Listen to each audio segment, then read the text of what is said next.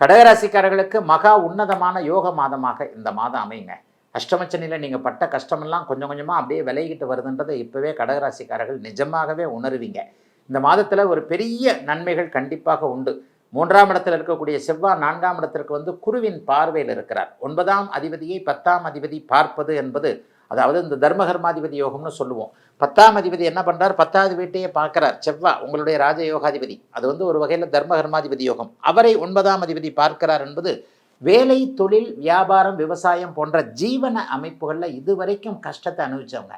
வேலையில் பயங்கர ஸ்ட்ரெஸ்ஸாக இருக்குது, வேலையை விட்டுற போகிறேன், பரவாயில்ல, நீங்கள் வேலையை விட்டால் கூட ஒரு நல்ல வேலை கிடைக்கும், அதுலெல்லாம் ஒரு பெரிய கஷ்டங்கள் இருக்காது. தொழில் நல்லாவே நடக்கலை, முடங்கி போச்சுங்க. வியாபாரம் ஒன்றுமே இல்லைங்க, வியாபாரம் நடக்கிற மாதிரி தெரியுது, ஒன்றுமே கிடையாது. இப்போ பாருங்கள், கடைக்கு வந்து வாடிக்கையாளர்கள் வந்தது போக கடையே தேடி வாடிக்கையாளரை போய் கொண்டு இருக்கிற அமைப்பு இப்போ சமூக ஊடகங்களில் வந்துருச்சு. ஒரு ஆப்பை வச்சுக்கிட்டு வீட்டில் உட்காந்துக்கிட்டே 10 ரூபாய்க்கு மளிகை கடை, உப்பு புளி மிளகாயெல்லாம் அங்கே ஆப்பிலேயே வாங்கிடலாம். இந்த மாதிரியான விஷயங்கள் இப்போது நடந்துக்கிட்டு இருக்கு இல்லையா?